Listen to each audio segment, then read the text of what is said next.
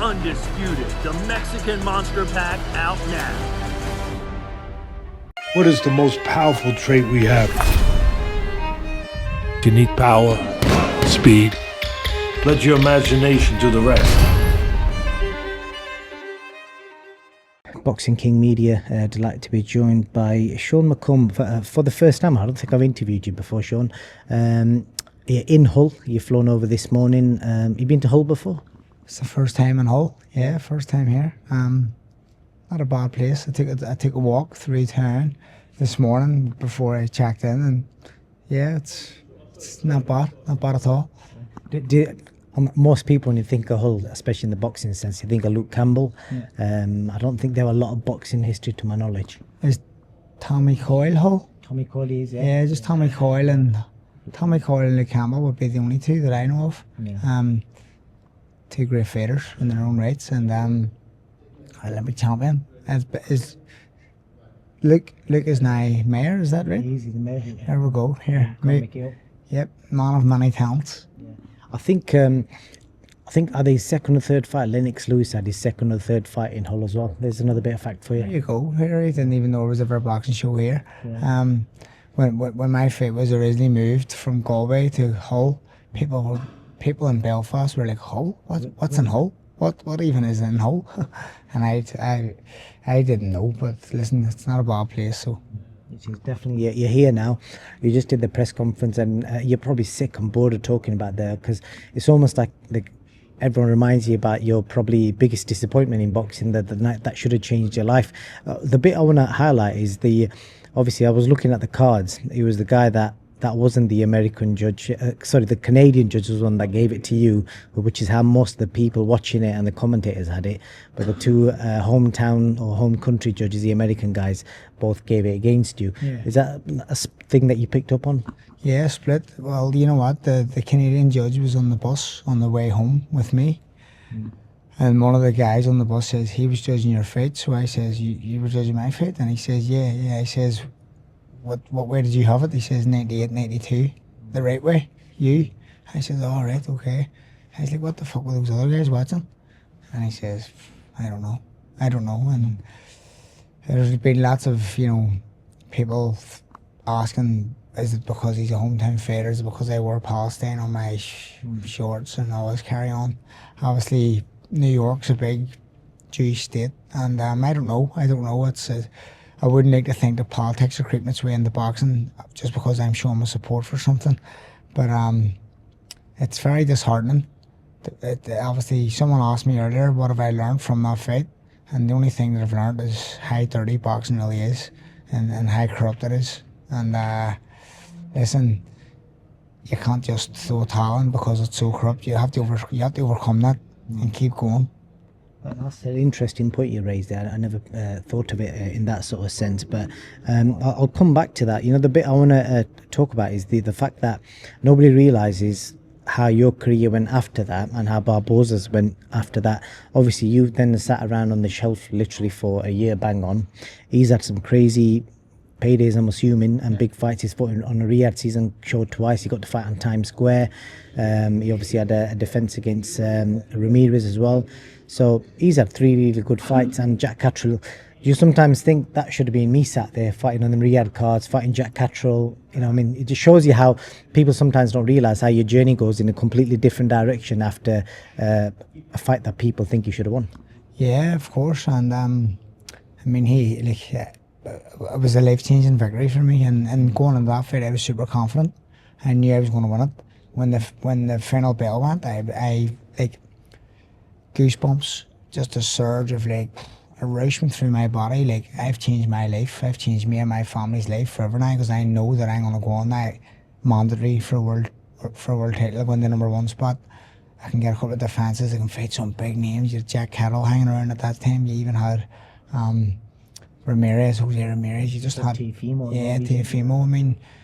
For me to go on, I was life changing. It was a life changing decision for me, and it's disheartening, very, very disheartening, but not enough to put me off the sport, because I know how good I am and how much time and hours and sacrifice I've committed to a sport. And I won't let that determine my career. It's good that you've stayed mentally strong, you're still going ahead with it. But I want to ask you, you mentioned it there, but you had the, because I did notice it, I was watching the fight highlights back earlier just to remind myself what kind of fight it was. I noticed you had the Palestinian flag on your shorts.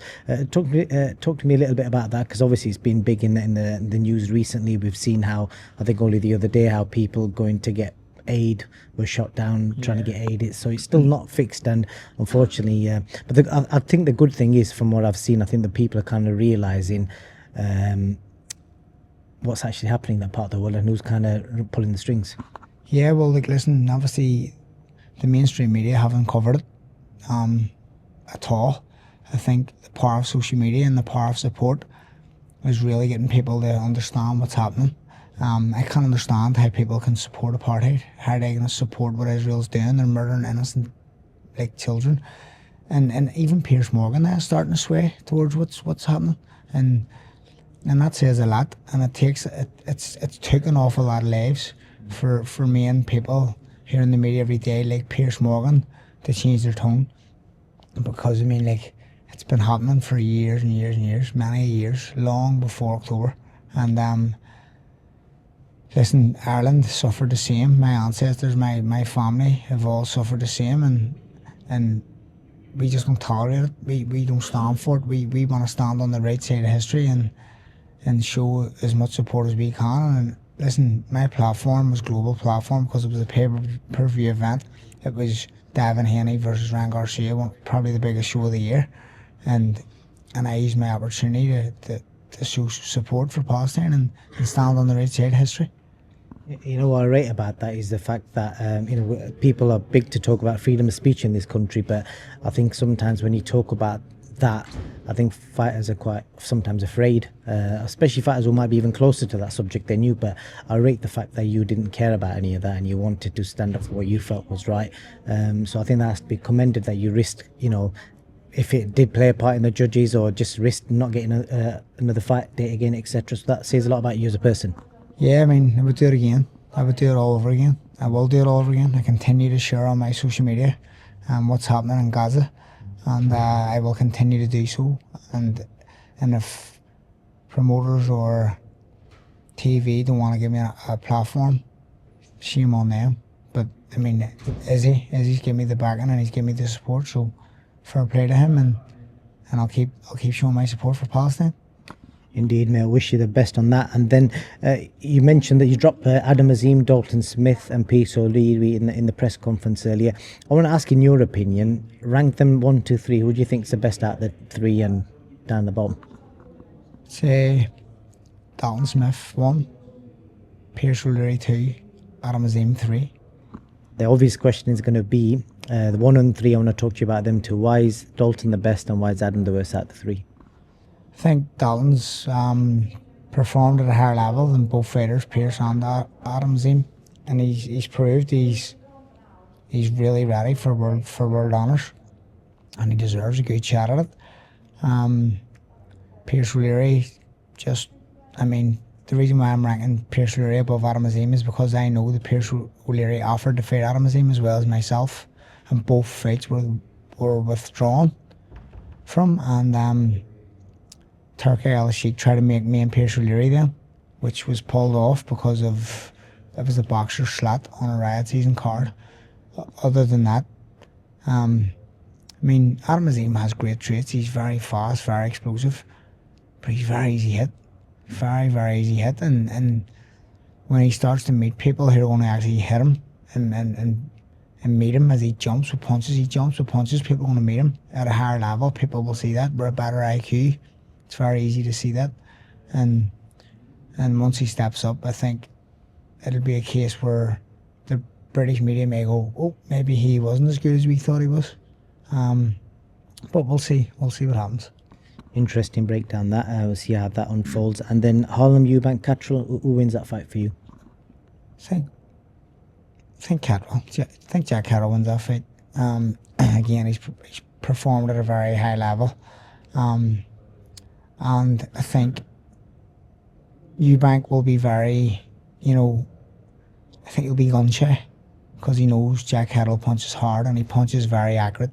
And I think Jack moving up to welterweight will actually suit Jack because he carries speed, tremendous speed. And one thing about Jack, I've sparred with him many rounds.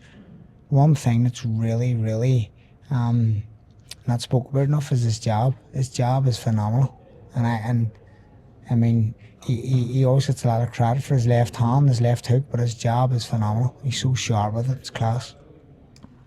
Good stuff. I think the last thing I want to ask you, Sean, because it's the first time I spoke to you, I've got to know a little bit about what you stand for and the boxing side of things. Tell me something a little bit about you as a person. What do you like? You know, what do you enjoy? What do you hate? You got any bad habits?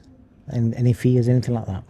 I've no bad habits. No. I live a good life. I've got a good family life. Got a good wife and good son, and I own a gym in Belfast. I've got a good community of people in Missile Fitness, and I coach. I help coach a local football team, St James's Swifts, and I like going out for dinner, and I like having a drink at the weekends when I can, when there's no fights. And you know, I've got a podcast. I've got a lot going on in my own life that keeps me, you know, it keeps me level-headed, and it gives me a lot to focus on. I do weekly podcasts, and Shout it out. What was it called? the Public Nuisance podcast. You know, I have comedians on. I have actors on, musicians on, DJs on, you know, boxers, footballers, all different people from all different walks of life, and it's just about having a bit of crack. It's almost like a therapy session, you know. Okay. You're just in and you're having a laugh and enjoying the crack, and it's not really like an interview style type of podcast. So look, listen, I've got a lot going on in my life, and these last 14 months, an activity out of the ring has been filled up with all these other things that's been going on, and I've really enjoyed it. But I've continued to train throughout all that, and now I'm just really happy to be put back in the mix, because when I'm out in public, people stop me and say, "There's your man off TikTok," or "There's your man that does the podcast." They don't know me anymore as a boxer. So it's time to let them know that I'm a boxer for real. Time to remind them, and you're fighting a guy that's under the stable of Marcus Maidana. So I'm guessing, I've never seen him fight, but I'm guessing he brings us just as much as smoke Maidana used to in the ring. Yeah, well, look, listen, if he comes half as hard as Maidana did, he'll be a tough cookie, and he'll be a hard one to keep off. But listen, I believe my skills are unmatched in this game, and I do things that other pros don't do, and I've got a really good boxing IQ. I know he's going to come and try and fight because he's smaller. He's like a little block, and it's up to me to use my feet to outfox him. Good stuff. Well, I wish you all the best, Sean, and we look forward to you finally getting back in the ring and showing fans, you know, what you're really about, and all the best. Thank you for speaking to me. Thank you both. Appreciate it. What is the most powerful trait we have? You need power, speed. Let your imagination do the rest. Undisputed, the Mexican Monster Pack out now.